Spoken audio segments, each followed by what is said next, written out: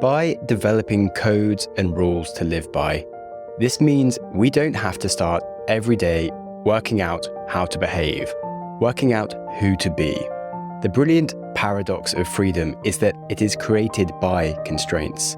Interestingly, studies on happiness showed that those who were happiest had a set of rules guiding their moral compass that gave them a greater sense of purpose and meaning in their lives. And the Stoics, of course, believed in this. They thought that you should settle on the type of person that you want to be and stick to it, whether alone or in company. They also had many rules for those days that are just as applicable to today. They thought that most of the things that we crave for passionately are actually just very trivial, and that for many people, the acquisition of wealth does not actually end their troubles, it just only changes them. So they strive to find ways to be content with a more normal life, which required, of course, less struggle and less pain and much more happiness. Stoicism has been answering the questions of how to live a good life for thousands of years, and their ancient wisdom has stood the test of time and is still completely relevant today. And so in this episode, we're going to talk about the 24 rules of Stoicism to follow that will make you a better and more content person in any situation, whoever you are and wherever you are. So welcome to the Growth Mindset Podcast with me, Samuel Webster Harris, where we are dissecting the 24 rules of Stoicism, and more on that after the break. This episode is brought to you by Coffee Mate. After watching this season of the HBO's original series, The White Lotus, this is the tropical getaway I needed. One more pina colada, please. Hey, you're not on mute. Oh, I thought I was in paradise. Turns out it was my Coffee Mate. Coffee Mate Pina Colada and Thai iced coffee flavored creamers. Inspired by the newest season of HBO's original series, The White Lotus. For the love of coffee. Try now. We off? 30 seconds of carefree bliss. Oof, like wind in your hair carefree. Oh, like using Clorox disinfecting all-purpose cleaner in the home carefree. Yes. Like Doc slobbing on the coffee table and cleaning it with Clorox carefree. He's on a roll now. Spit toothpaste on the faucet. You got it. You got it. Peanut butter on the light switch. Oh, spritz, spritz. Spritz, spritz. Clorox, man. Clean feels good. Okay, we're back. Use as directed. In case you're curious as to how I've come up with 24 rules of Stoicism, well, actually, I have aggregated some rules into a general theme that turned them into a single rule, just to make an accurate title of 24 rules. The Stoics do call us to accept the imperfections in life and to not waste time worrying about things that do not need to be worried about. So let's crack into it. Number 1, view obstacles as opportunities. We couldn't start with something more growth mindset. Challenges are chances to grow and learn. Embrace them as part of your journey. You need to say that this isn't something that happened to me, it's something that's happened for me. Instead of victimizing your situations, choose to view yourself as a more powerful person. As the Stoics said, it is the difficulties that show us who we are. And Alex Hormozy has a really great saying that if you commit to doing a new hard thing, like a new hobby this year or starting a business, etc., and then when it gets hard, you shouldn't be like, oh, this is so difficult. You should be like, yes, it's hard. I planned to do a hard thing and now it's hard. This means I'm actually doing the thing. So the obstacle is the way. And if you're doing something hard, that means it's probably worth doing. Number 2, embrace change. You should recognize that change is a natural part of life and just adapt more flexibly. The only constant in life, of course, is change. Ultimately, change is so inevitable and an ongoing part of existence that fighting it is just a losing battle. Life is dynamic and not static, and the ability to adapt to changing circumstances is crucial for resilience and for growth. In the modern day, things are changing so fast that if you don't embrace change, you are going to be a failure. When I started this podcast 7 years ago, the landscape was dramatically different, and my podcast would definitely be dead if I hadn't changed from what I was doing 7 years ago. And that's just the nature of the market. But if you just look at technology, it's radically changing things such as the iPhones or ChatGPT that's just come out. They say now that ChatGPT won't replace your job necessarily, but someone that knows how to use ChatGPT effectively will take your job. And so you have to skill up, you have to embrace change and take on new things. And a similar rule to this is to be able to accept the whims of fate. You should just understand and adapt to the unpredictable nature of life, which Nietzsche was a huge advocate of as well when it came to accepting fate. Life is about finding peace in the inevitability of fate instead of resisting it. So imagine someone who's facing an unexpected health challenge. Rather than succumbing to despair, if they can just accept this new reality and find ways to adapt their lifestyle and their mindset, they can live a happier life. Their acceptance doesn't mean passivity. Instead, it's just a proactive embracing of their situation, finding new meaning and new ways to flourish within their new circumstances. Resisting fate will only make your life much worse. Now, on to number 3, practicing gratitude. I'm sure you've heard this before, and you will definitely hear it again, but you should regularly reflect on and appreciate the things you have. Gratitude turns what we have into enough. The Stoics said that when you arise in the morning, think of what a precious privilege it is to be alive, to breathe, to think, to enjoy, to love. By acknowledging and appreciating what we have, we can find contentment and joy in our current circumstances rather than constantly seeking more. And this is something that I think we struggle with. I think on an intellectual level, we can be grateful for the things that we have, like modern technology and a good education. But a lot of it is just something we're so used to that we don't notice it. When I lived in Nepal for 3 months, the roads didn't even work. There was no hot water. You couldn't drink the water. And there was no such thing as office jobs. You basically just work in a farm, making no money, or in the tourism trade. And certainly coming back to the Western world, I'm just so grateful to be able to get in a car and go on a road and get somewhere within an hour. It's insane. You totally can't do that in Nepal. So cultivating different experiences that can actually help some gratitude for the things you have is really valuable. And on the subject of gratitude, a similar rule that I'm just going to stick in this one is living according to nature and embracing your natural human capacities and living in harmony with the natural world, which I think comes from a sense of gratitude for what you have. As Lao Tzu says, nature does not hurry, yet everything is accomplished. And I think if you embrace the natural rhythm in life, in your actions, and just recognize that nature's pace, though often unhurried, is effective and purposeful, you can be calmer and you can be more grateful. Now that might mean things like choosing to walk or cycle rather than driving, might mean spending time outdoors or making decisions that align with your natural cycles and the environment, like eating seasonally and locally sourced foods. And I think that has a really grounding effect on you that helps you feel more grateful. And I think another thing that helps with gratitude is accepting just imperfections, because part of nature is imperfection.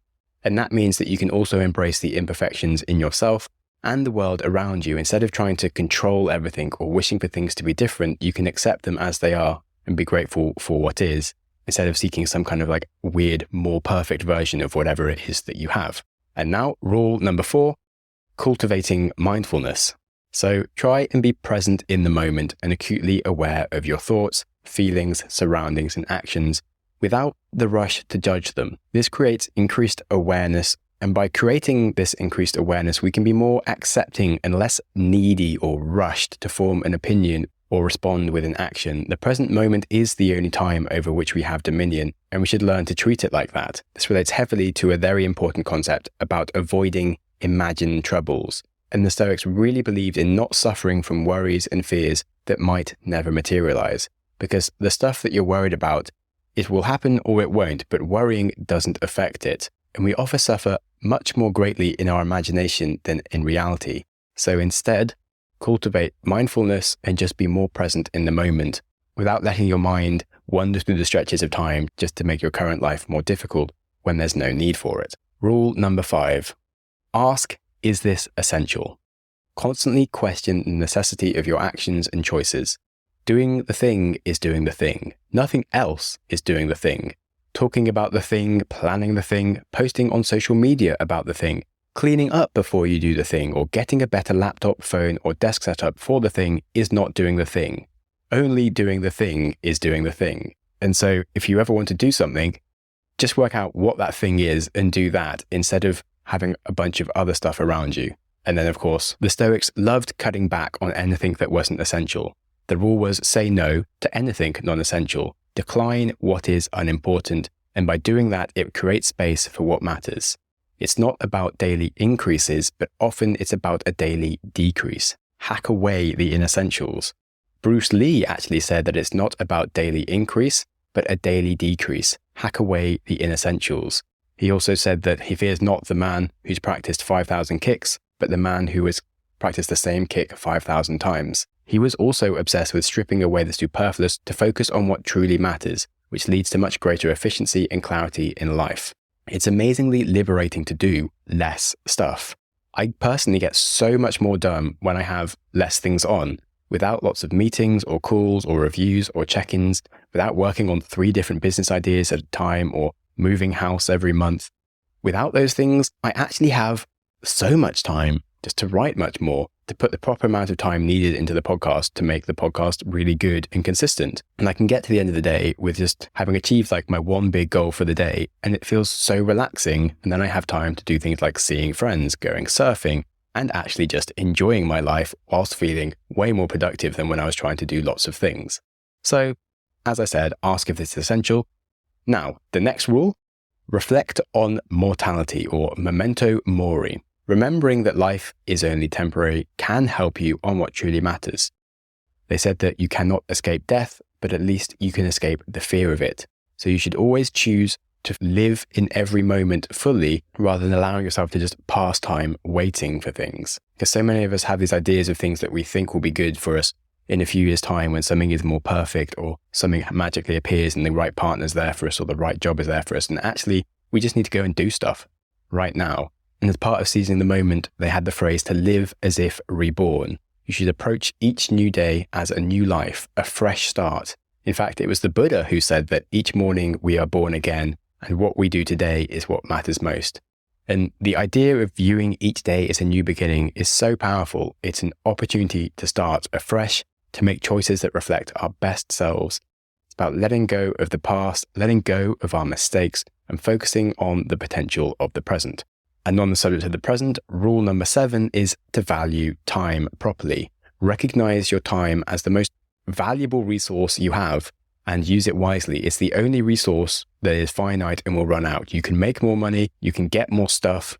You can't ever get time back. Like Warren Buffett is worth like $100 billion, but he's in his late 90s. No one in their right mind would want to be Warren Buffett, even though he has all the money in the world, because what are you going to do? You're going to be able to spend it maybe for like a year. You're too unhealthy to do anything and you're going to die soon. Time is way more important than money.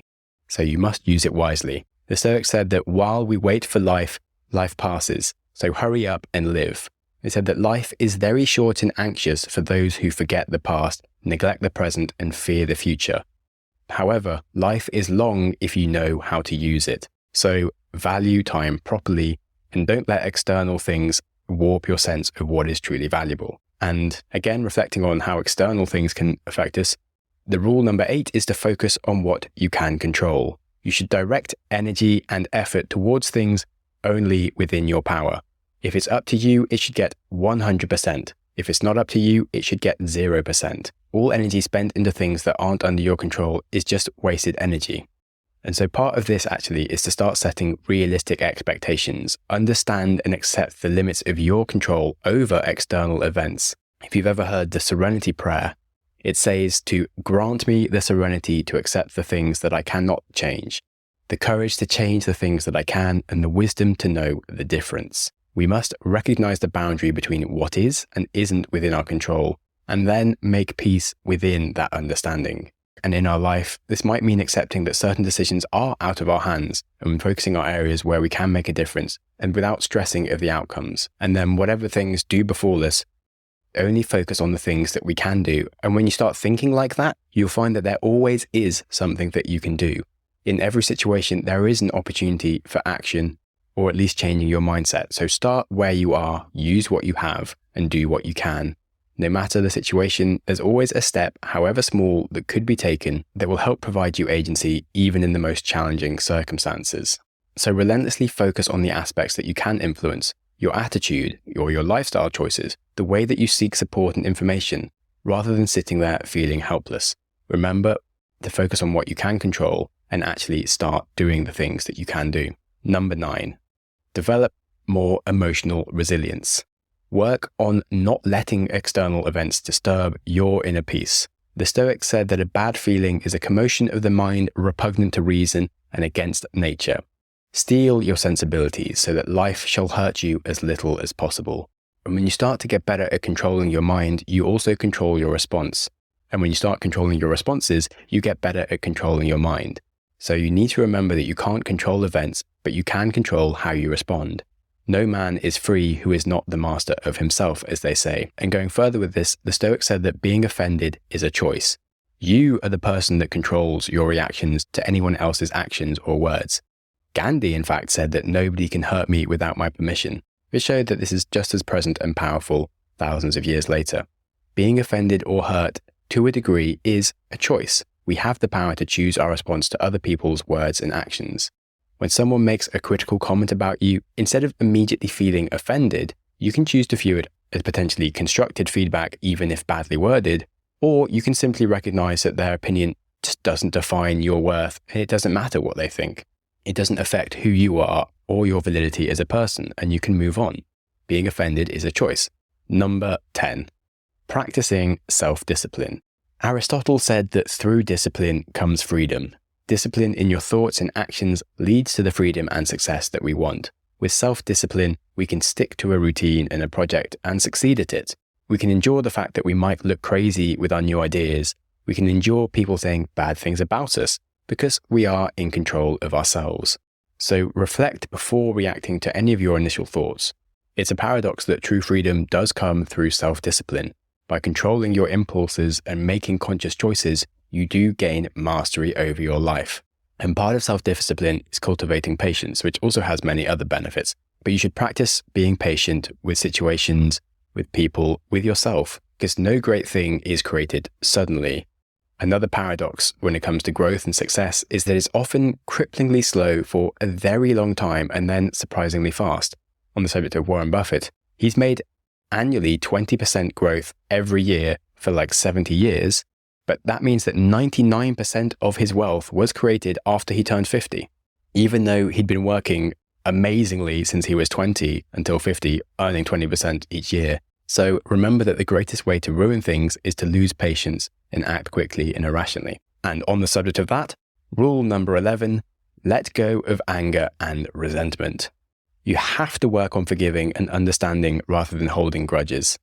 This has been said in many different places that to harm another person is actually harming yourself. We are interconnected. Your actions do affect others. And as the Buddha says, holding on to anger is like drinking poison and expecting the other person to die. You have to learn how to forgive. And it can be really horrible and really unnatural, but you have to realize that forgiveness is not as much a gift to the other person where you are losing out by forgiving them. Forgiveness is actually a gift to yourself. If a friend betrays your trust, you can harbor anger against them and you can never be friends with them again. And great, you just no longer have the benefit of them in your life and you harbor all this resentment. But if you can choose to forgive, that doesn't mean like condoning their actions, but just freeing yourself of the burden of resentment at least. Maybe you can become friends again, maybe not, but at least you don't hold the whole burden of resentment within you. And whether or not you want someone to like you or become friends with them again, the best revenge is usually just to not be like them or the actions that caused you the hurt. You can overcome negativity by embodying positivity and just being a better person, because reacting to something doesn't actually make you any better and certainly doesn't make you more mature. And now a quick pause for a breather whilst we discuss some of my wonderful advertisers that keep the show running. As a small business owner, my favorite thing about posting a job on LinkedIn is that when I hit post, I clock out and LinkedIn clocks in. LinkedIn makes it easy to post your job for free, get qualified candidates, and manage them all in one place. Plus, LinkedIn extends the reach of your job post by allowing you to share it with your network. And hiring managers that add a hiring frame to their LinkedIn profiles receive 2 times more qualified applicants. Go to linkedin.com/achieve to post your job for free. Terms and conditions apply. Love, exciting and new. Hello, Hannah Waddingham here. Have you seen the fabulous new Sun Princess? World-class entertainment, exceptional dining, and the greatest pizza ever. It's Don't miss our Come Aboard sale with up to 40% off and free room upgrades. Visit princess.com or call your travel advisor to book. Princess Cruises. Terms and restrictions apply. Offer ends 2/28/25. Ships of Bermudan and British Registry. Hey, Fidelity. What's it cost to invest with the Fidelity app? Start with as little as $1 with no account fees or trade commissions on U.S. stocks and ETFs. That's music to my ears. I can only talk. Investing involves risk, including risk of loss. Zero account fees apply to retail brokerage accounts only. Sell order assessment fee not included. A limited number of ETFs are subject to a transaction-based service fee of $100. See full list at fidelity.com/commissions. Fidelity Brokerage Services, LLC, member NYSE, SIPC. Now, number 12 might help with the anger one, and this is seeing the good in people, looking for and appreciating the positive traits in others instead of seeking to condemn them and noticing their flaws. We need to learn to be tolerant with others and just understanding that many people's errors are just accidents or simple things that just happen naturally, and instead be more analytical around our own errors and stricter upon ourselves because of so many things we judge people for, we totally do ourselves as well. Yet we don't judge ourselves half as much. So we should culture empathy and just try to understand other people's perspectives and show compassion anytime they have problems or when they're doing well, and just think about their situation and what we can learn from that. And on this topic, we should really seek to learn from everyone. Everyone has a unique understanding of the world, a unique story, and will have something to teach you wherever they've come from. So don't judge them too quickly. Look for the good in them, be empathetic, and see what you can learn from them instead. And on the subject of learning, rule number 13 is to pursue wisdom. Value knowledge and understanding. Learn from every experience as well as every person. As they say, ignorance is actually the cause of fear. Socrates, of course, was always questioning himself and questioning the common beliefs to actually try and find out what really was true. He was also very concerned with not following the mob, allowing independent thought, getting away from the influence of the crowd and other people to actually seek your own inner wisdom instead of just relying on what everybody else says. And a really powerful concept, I think, is the power to have no opinion, because not every occurrence that happens requires your judgment or requires your reaction straight away. You might not actually be able to know if something is a good or a bad thing, and actually being able to be more open-minded without having opinion of something right away, whether it is right or wrong, can be much more wise than rushing a decision. Number 14, value community and relationships. Foster strong, supportive relationships and contribute positively to your community. They say that when a person spends all his time in foreign travel, he ends up having many acquaintances but no friends. And it's totally true. You do have to spend time with people to really develop good connections. And as they say, your environment does shape your character, and you want to surround yourself with good people that you have good connections with, because that makes your life much more rich and full of content and full of support. A related rule I'm just going to throw in here is to not be afraid to ask for help, which of course only happens if you value community and have people that are willing to help you. Seeking help is actually a sign of strength and not weakness, because you're willing to be vulnerable and open with people. Sitting there thinking you know it all or can do it all by yourself doesn't actually help in the long run. And it can actually be an act of generosity, allowing other people into your life to help you. And that leads nicely into rule number 15, which is to practice generosity. That means being generous with your time, resources, knowledge. They said that in fact, the only wealth which you keep forever is the wealth that you have given away. Or Anne Frank actually said that no one has ever become poor by giving. So being generous not only benefits the other person, of course, but it also enhances the giver's own life. This is because, of course, many things come back to you in strange and beautiful ways in life, but also you can enjoy just the act of making the world a better place. And this cultures more positivity within your own mindset, which just helps you achieve lots more in life anyway. So being generous doesn't need to be huge. It can mean having friends over for dinner. It can mean volunteering at a local charity or sharing experience with someone seeking guidance in a field that you know about. These acts create a lovely sense of fulfillment and connection that enrich your life just as much as the other person's. Number 16, seek inner contentment. Find happiness within you rather than from external possessions or status. Happiness is not about having whatever you want, it's about wanting what you have. Instead of seeking external validation and approval, you can develop quiet confidence and contentment in who you are, and that cannot be taken away from you because it's under your control. And that's the bedrock of resilience. And when you achieve inner contentment, you can just be so much more calmer and still. And as Ryan Holiday wrote a whole book on the fact that stillness is the key, you can find clarity, you can find peace in stillness. And I love the quote that insecurity screams and confidence whispers. If you have an undeniable stack of proof that says you are who you say you are, you don't need to scream about it. You can be inwardly content and confident. But when you're constantly seeking validation from others, it's actually usually a sign that you aren't yet worthy or that you're doing the wrong things. So remember to always look for ways to be more content within yourself instead of from others.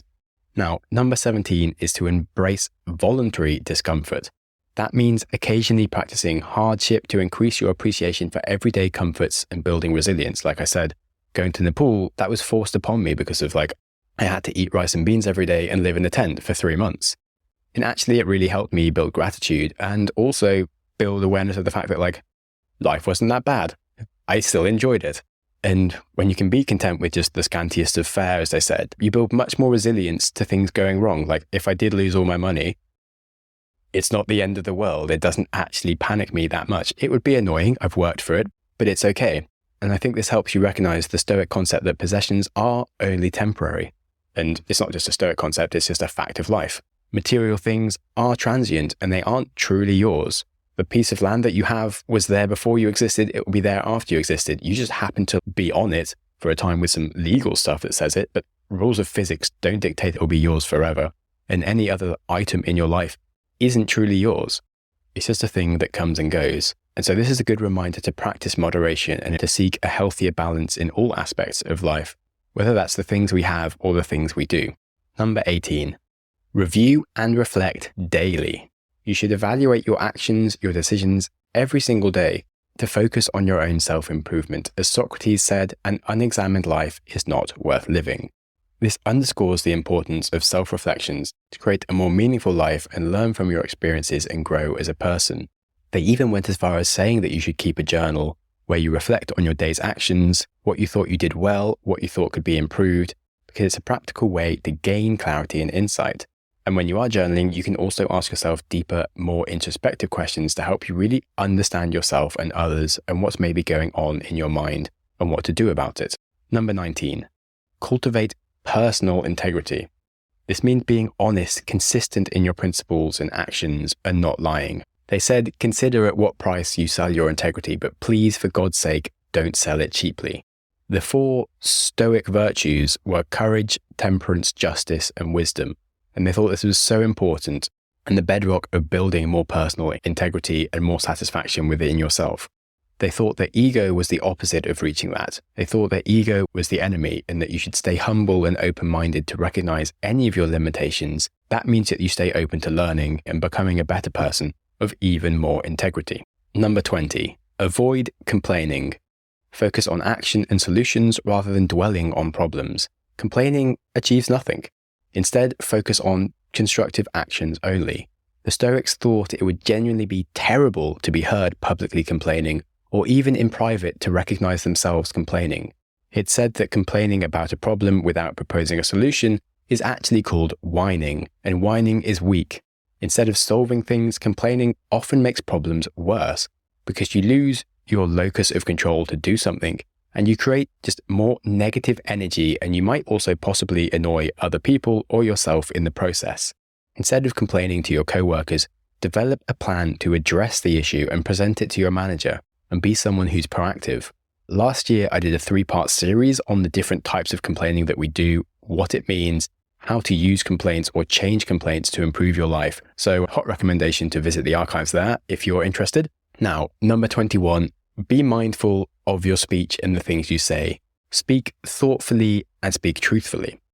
First, learn the meaning of what you say and then only should you speak, because it's better to trip with the feet than with the tongue, as they said. One of the great things about writing is you get to understand what the limits of what you know and what you don't know, but often when you're speaking out loud to others, you can start just saying lots of things and actually dig yourself into a hole. So the Stoics thought it's better to listen more than you speak.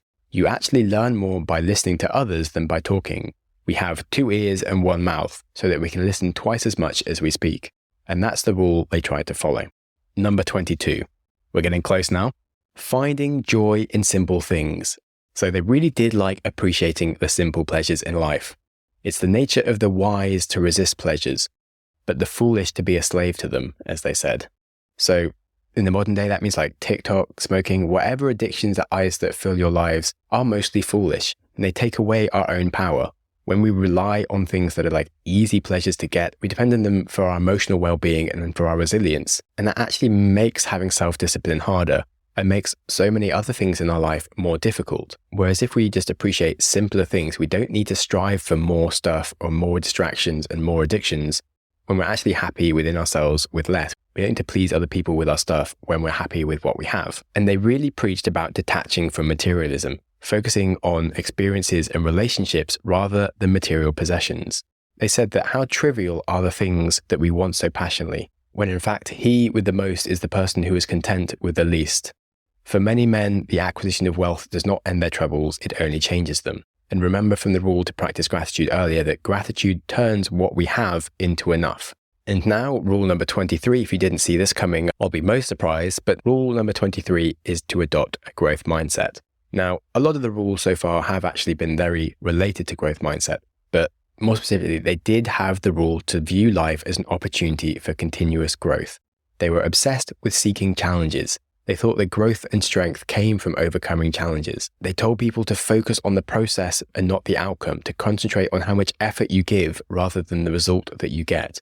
And instead told people to define their own version of success, because success should align with your values and not external standards. And that it's much better to make small daily progress, and that life boils down to just making daily progress and aiming for small, consistent improvements in your life instead of hoping for some instant big win, just sitting down and toiling through the hard work of getting slightly better day by day.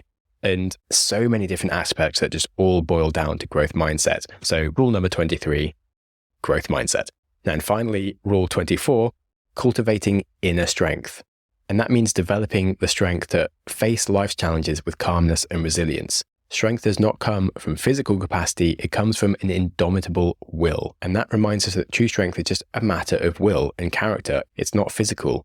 It's about developing the resilience and the capacity to face life's challenges with composure. You are able to deal with it. And I hope that all of these rules will help serve you in some way to make a brilliant year, because there's lots of potential in it. We've got the whole year to go, so good bloody luck. Remember that the Stoics did say that you should love everything that happens and more fatty. So free 25th rule there is to embrace and value every life experience that you have. Accept the things to which fate binds you. Love the people with whom fate brings you together, but do so with all your heart. So thank you so much for listening to the Growth Mindset podcast today. And if you enjoyed any of the points today, do feel free to share it with a friend, because that's how podcasts grow. If you are feeling unusually kind and generous, feel free to whack a good review onto YouTube, Spotify, or Apple, because it's much appreciated. And I do read all the comments on Spotify and YouTube if you have them. If you do have any questions about the podcast or suggestions, or if you want to chat, then you can email me at growthmindsetpodcast@gmail.com. And with that, I bid you adieu. Remember that life is to be enjoyed, and that's not something you should put off to a future date, because then you'll keep on putting it off. So be kind to yourself, and whilst you're at it, be kind to someone else too. Thank you so much for listening. Go you! Your consistency to reach the end of an episode is legendary. My hero! But when we learn things, it's important to reflect. So I politely invite you to take a pause, rifle through the biggest ideas you just heard. So here's your opportunity to hit pause and have a think. Okay, did you wrestle with some insights? Information doesn't stick when we race from one podcast to the next without using our brain to play with the knowledge. So here's another go at a pause.